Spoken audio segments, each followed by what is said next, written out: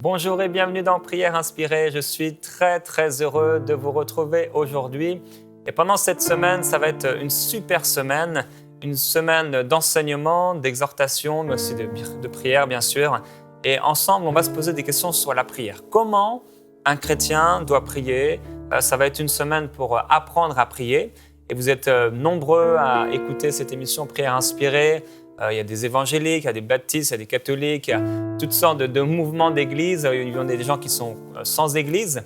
Vous connaissez le Seigneur depuis quelques jours, quelques semaines, ou d'autres encore, vous ne connaissez pas Dieu d'une façon personnelle. Vous êtes même peut-être musulman ou d'une autre religion.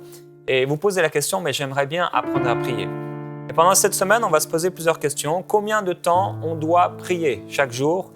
Demain, on verra quand et pourquoi devons-nous prier. Après-demain, on posera la question pour qui devons-nous prier, puis comment devons-nous prier, et finalement, que faire quand la prière n'a pas fonctionné, quand la prière n'a pas marché. Alors aujourd'hui, on va se poser cette question, combien de temps un chrétien doit-il prier? Et avant de commencer, je vais lire le témoignage d'une sœur qui s'appelle Carole et qui vit au Cameroun. Elle dit qu'elle a été conduite par le Saint-Esprit à visionner une émission Prière Inspirée. Elle dit, quand je suivais la 3e session, donc le 3e jour, je savais que c'était juste pour moi et à genoux dans ma chambre. La présence de Dieu par son esprit était forte. Je tremblais pendant que vous étiez en train de prier, jusqu'à un moment où mon bras vibrait tout seul. Puis vers la fin, le Seigneur vous a mis à cœur de prier pour des personnes qui étaient tourmentées par un esprit de peur et de mort. Et ce que le prophète Jérémie a fait, et juste après la prière, j'étais en larmes et j'ai beaucoup craché. Elle a été libérée de mauvais esprits. Après cela, je ne pouvais plus m'arrêter de le contempler. Après vous, j'ai fait encore près d'1 heure. J'étais juste en train de contempler la beauté de la présence de Jésus enivrante en moi. Et depuis hier, ma prière est vraiment légère, passionnante et forte en sensations. J'ai vraiment été touché et rempli hier. Merci pour l'œuvre merveilleuse que Dieu accomplit au travers de ses serviteurs, EMCI, encore plus loin, pour la gloire de Dieu. On est vraiment reconnaissant au Seigneur pour ce que vous avez vécu, Carole. Et cette expérience du Saint-Esprit qui libère, cet esprit qui guérit, cet esprit qui sauve, c'est également pour vous aujourd'hui. Je crois que dès maintenant, le Saint-Esprit libère plusieurs personnes de mauvais esprits, de problèmes particuliers, d'oppression spirituelle. Et il y a des expériences comme ça qu'on peut vivre en priant. On ouvre notre cœur à la présence de Dieu et Dieu fait le reste. On prend le temps de prier, on n'est pas pressé et on commence à se laisser toucher par le Seigneur tout en touchant son cœur. Aujourd'hui, on se pose la question, on veut répondre à cette question, combien de temps un chrétien doit-il prier? C'est une grande question. Combien de temps je dois prier pour être dans le coup? Est-ce qu'il y a certaines heures de prière? Est-ce qu'il faut que je prie toute la nuit? Est-ce qu'il faut que je prie plusieurs heures par jour? Est-ce qu'il faut que je prie plutôt le matin, plutôt le soir? On va répondre à pas mal de questions que vous avez pendant cette semaine et ça va, je crois, être une source d'édification pour vous. Et à travers cette semaine de prière, Dieu veut faire plusieurs choses. Dieu veut enseigner son peuple. Dieu veut également réveiller les esprits dans le sens où il y en a plusieurs parmi vous, vous êtes tièdes dans votre vie spirituelle et vous avez soif de plus. Et le Saint-Esprit va venir comme réveiller votre esprit, quelque chose qui était endormi à l'intérieur de vous, et vous allez être passionné pour le Seigneur et vivre, expérimenter, comme notre sœur Carole du Cameroun, une nouvelle intimité, une nouvelle communion avec le Seigneur Jésus-Christ. Et vous voyez que ce qu'elle dit, elle était là après avoir été libérée par le Seigneur, elle était là pendant 1 heure contemplant la beauté de Jésus-Christ. Quand la présence de Dieu est là, quand le Seigneur est réel pour nous, on peut passer beaucoup de temps avec lui dans sa présence. C'est quand sa présence n'a pas l'air d'être là, quand le ciel a l'air d'être fermé, que c'est dur de prier. Et vous avez tous vécu ça. Des temps où c'est dur, c'est difficile de prier. Alors Dieu veut enseigner son peuple. Dieu veut aussi réveiller les esprits. Et je crois également que par cette semaine de prière, Dieu va aussi lever, entre guillemets, des ministères de prière. La prière, c'est pour tous. Mais je crois que plusieurs parmi vous, vous êtes appelés particulièrement à passer du temps à prier. Il y a une sœur qui prie pour mon ministère personnel avec mon épouse. Cette sœur, elle s'appelle Marcel et vraiment, je la bénis. Et c'est une femme qui prie pour moi régulièrement. Et encore hier, elle m'écrivait en disant qu'elle avait prié pour moi. Et à chaque fois que elle m'écrit à un moment sans le savoir où on a besoin de prière. Ça, ce sont des gens de prière. Ce sont des gens qui ont particulièrement un ministère, on pourrait dire, de prière, un appel particulier pour la prière. Mais nous devons tous, bien sûr, prier. Je crois aussi que Dieu, à travers cette semaine, il veut encourager les croyants à prier, mais à prier jusqu'au bout. Et Dieu veut aussi encourager les non-chrétiens à prier Dieu et à connaître Jésus-Christ. Alors l'apôtre Paul dit, je vous le demande, frères, par notre Seigneur Jésus-Christ et par l'amour que donne l'Esprit, combattez avec moi en priant Dieu. On parlera des différents types de prières et de la façon de prier, mais ce qui est important de comprendre déjà, c'est que notre esprit a besoin de communiquer. De la même façon que nos émotions, notre intelligence communiquent à travers notre bouche, à travers nos paroles, notre esprit a aussi besoin de communiquer. Notre esprit a besoin de parler. Et il y a dans notre cœur des paroles qui doivent être prononcées. Il y a des choses qui doivent être dites au Seigneur. Plusieurs d'entre vous, vous avez des choses dans votre cœur que vous laissez cachées, enfermées. Et ce sont des choses qui doivent être confessées. Ce sont des choses qui doivent être dites. Je ne parle pas seulement de péché. Mais je parle aussi de votre amour pour Dieu qui doit s'exprimer. Plusieurs personnes parmi vous, vous aimez Dieu, mais vous ne le lui dites pas. Vous cachez ces choses, vous réservez ces choses peut-être à un moment de louange particulier le dimanche matin dans votre église locale, alors que votre esprit qui crie, qui veut crier « Abba, Père, mon papa, je t'aime, je te connais, je te désire, je te cherche ». Cet esprit veut parler, veut communiquer. Et c'est ce qu'on fait pendant la prière. Pendant la prière, ce n'est pas seulement notre âme, notre intelligence qui va parler, mais c'est aussi notre esprit. Aujourd'hui, on veut se poser la question, combien de temps un chrétien doit-il prier? Première chose, je crois, qui est importante, c'est, avant de prier, cassez votre montre. C'est important. Ça veut dire qu'avant de prier, il faut casser l'esprit de l'horloge, l'esprit du temps. Que vous priez 1 heure, 15 minutes, 1 minute, finalement, pour Dieu, ça n'a pas l'air d'avoir d'importance. Ce qui est important pour Dieu, par contre, c'est de prier et de prier de tout notre cœur. Plusieurs d'entre vous, vous avez des temps de prière et c'est bien. Mais si ça devient religieux, si ça devient sec, il y a un problème quelque part. Et c'est tellement important, je me souviens, notre pasteur en Bretagne, il me disait un jour, Jérémie m'expliquait, j'étais vraiment dans des temps de sécheresse. Quand je priais, il ne se passait plus grand-chose. Et Dieu m'a inspiré à prier dans mon salon, alors que j'avais l'habitude toujours de prier sur ma chaise dans mon bureau.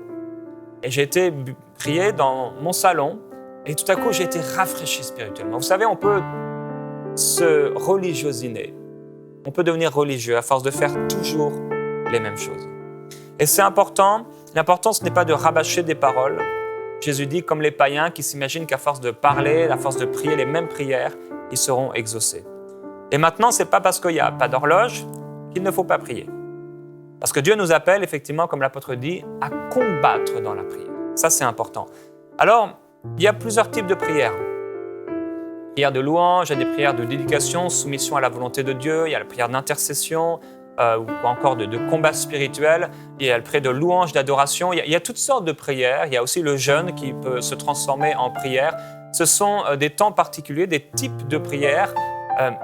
Maintenant, combien de temps on doit prier? Donc, on a vu dans la parole de Dieu, Jésus ne nous a pas dit qu'il fallait donner notre dîme de temps de prière, par exemple. Il ne nous a pas commandé de prier pendant des heures et des heures.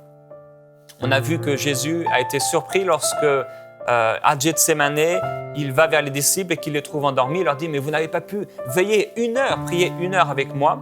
Ça ne veut pas dire qu'à chaque fois qu'on prie, on doit prier forcément 1 heure.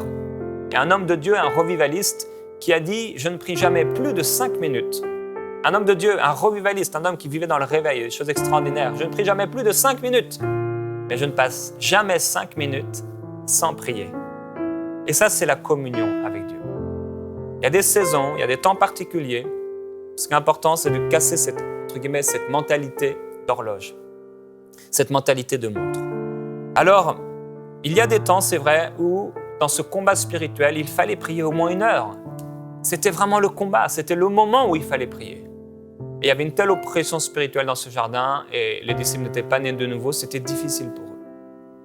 Il est écrit dans Luc au chapitre 6, au verset 12, « En ce temps-là, Jésus se rendit à la montagne pour prier et il passa toute la nuit dans la prière à Dieu. » Voilà un passage intéressant. Il passa toute la nuit dans la prière à Dieu. On sait que là encore, c'était un moment particulier. Il est évident que Jésus ne passait pas toutes ses nuits à prier pendant toute la nuit. Non, il dormait, il se reposait. Mais ici, particulièrement, à la veille du choix de ses 12 apôtres, il a prié toute la nuit. Alors, il y a des chrétiens qui vont prier toute la nuit, parfois en église, et c'est bon. Mais c'est surtout bon quand on le fait avec son cœur. C'est vraiment bon de le faire avec son cœur. Prier toute la nuit, ça peut se faire et certains d'entre vous, vous êtes appelés à prier pendant toute une nuit. Et peut-être que vous résistez depuis des années, mais au fond de vous, Dieu vous appelle à faire ça parce que ça va créer quelque chose de nouveau dans votre cœur. Je me souviens quand j'étais avec des amis à Paris et le frère m'avait dit on va prier toute la nuit ensemble. C'était pour la première fois et on a prié, minuit, ça devenait difficile, 1 heure, ça devenait difficile, 2 heures du matin. Finalement, vers 3-4 heures, je me suis endormi sur le fauteuil. Alors, j'essayais de me réveiller, de me rendormir, je priais. C'était tellement difficile, finalement, je suis allé au lit. Il y a des temps où on doit prier toute la nuit. Il y a des temps où c'est difficile pour la chair. Et cette chair, elle est crucifiée, il faut la laisser là où elle est. Si Dieu nous appelle à prier, il faut prier. Je voudrais faire une parenthèse, il y a plusieurs personnes, et souvent c'est la question des bébés spirituels, qui disent « Moi, les réunions de prière, c'est quelque chose de religieux. Moi, je ne veux pas aller dans mon église, il y a des réunions de prière, les gens prient à chaque fois à la même heure, toutes les semaines, etc. » Ce n'est pas forcément religieux. La Bible, on voit dans Actes, dans plusieurs passages d'ailleurs, que ce soit dans Actes chapitre 3, au verset 1 par exemple, il parle de Pierre et de Jean, il est écrit « Ensemble, Pierre et Jean montaient au temple à l'heure de la prière. » C'était la 9e heure. C'était quelque chose pour eux de courant, c'était quelque chose qu'ils faisaient régulièrement. Dans Actes chapitre 1 et au verset 13, au verset 15, il est écrit qu'ils étaient là, quand ils furent arrivés, ils montèrent dans la chambre haute d'où ils se tenaient d'ordinaire. Donc on sait que c'était un endroit, une réunion de prière régulière. C'est là où ils allaient régulièrement. Tous d'un commun accord, au verset 14, persévéraient dans la prière, avec les femmes, Marie, etc. En ces jours-là, Pierre se leva au milieu des frères et le nombre des personnes réunies était d'environ 120. Il y avait donc 120 personnes dans cette réunion de prière régulière. Des gens qui régulièrement se rassemblaient et qui priaient. Alors peut-être ils se donnaient un temps de prière, peut-être ils se disaient, jusqu'au coucher du soleil, peut-être que chacun était libre de partir au moment où il le désirait. La prière d'unité, ça augmente la gloire.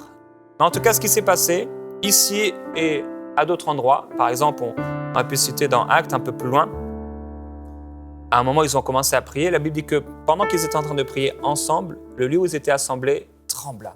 Il y avait une puissance de Dieu qui est venue sur eux. Et dans Apocalypse, chapitre 5, en parlant des prières, il est écrit que, en fait, chacune de nos prières est contenue dans un vase de parfum. Acte chapitre 5 au verset 8, il est écrit « Chacun tenait une harpe et des coupes d'or remplies de parfums qui sont les prières des saints. » Et au verset 5, l'ange prit l'encensoir, le remplit du feu de l'autel et le jeta sur la terre. Il y eut alors des coups de tonnerre, des voix, des éclairs et un tremblement de terre. Nos prières, frères et sœurs, lorsqu'on prie de tout notre cœur, ces prières sont placées dans des coupes. Ça devient du parfum devant notre Seigneur. Et les prières, et entre autres les prières quand les gens vivent des persécutions, ces prières-là sont récoltées jusqu'au temps où Dieu viendra juger les nations.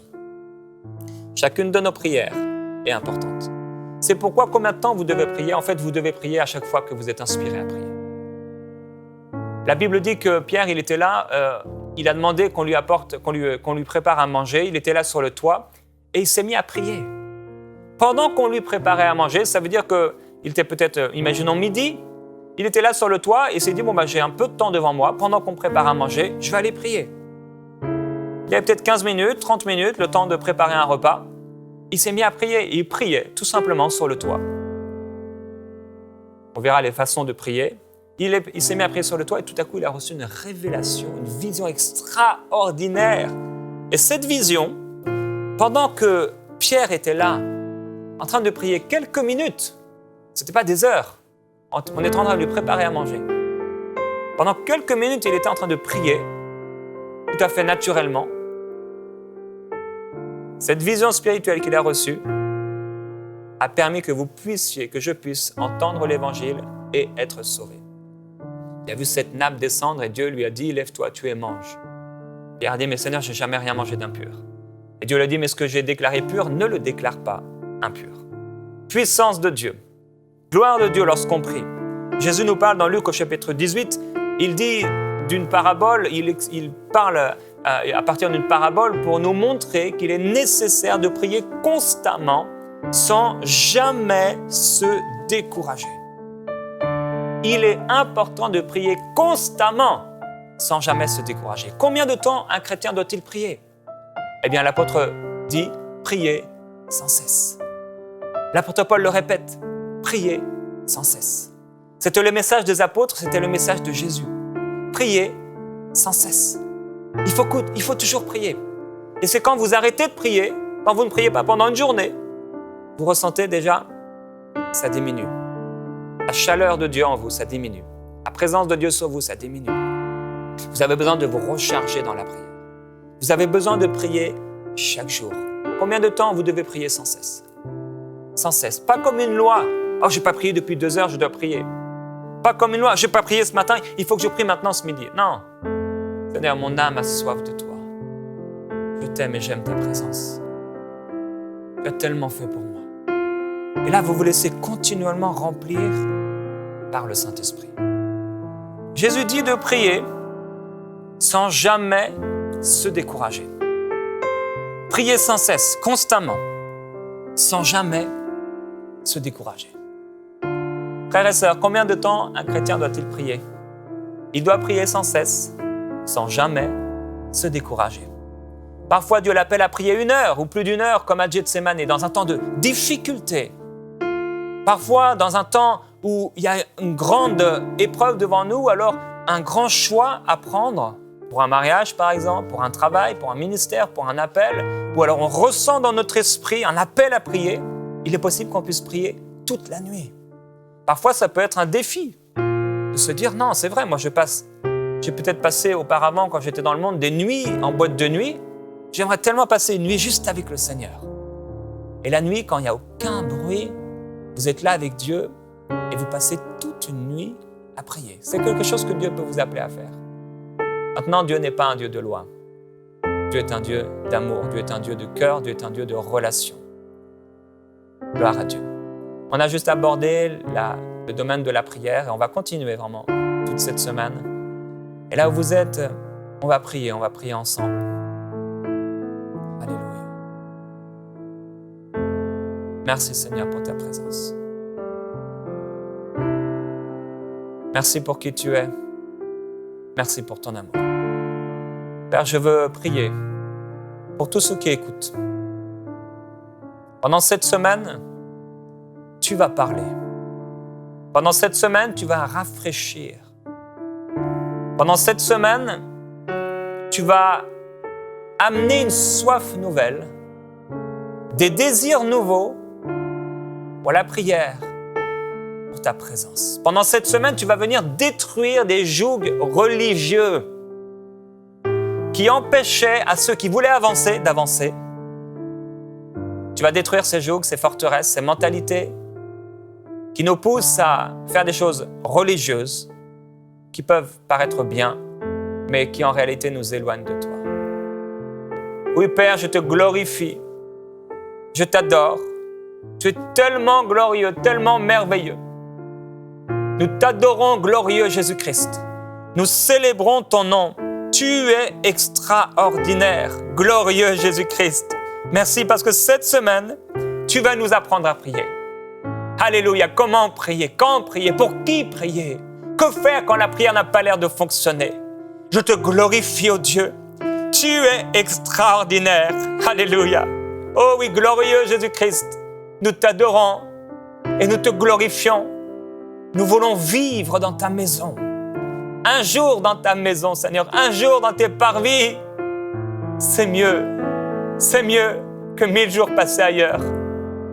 Tu es extraordinaire. Alléluia. Glorieux Jésus-Christ. Glorieux Jésus-Christ. Là où vous êtes, dites-lui combien vous l'aimez. Dites-lui, Seigneur, je veux vivre une nouveauté dans ma communion avec toi. Une relation nouvelle avec toi. Que ma maison devienne une maison de prière. Que ma vie devienne une vie de prière. Seigneur, je veux vivre pour toi. Être ton temple. Être à toi. Ô glorieux Jésus-Christ, je t'aime, Seigneur. Je te glorifie.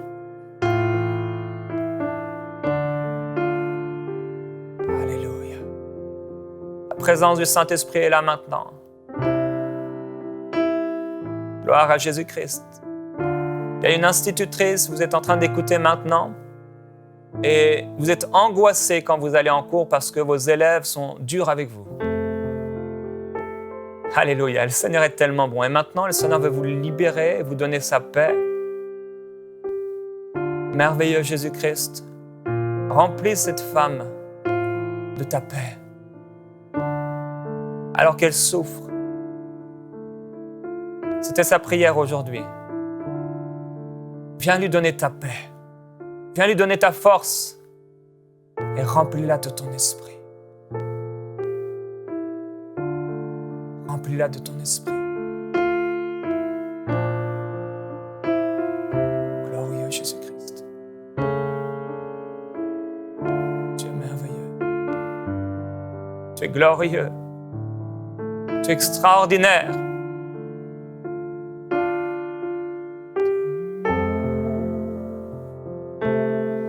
Alléluia.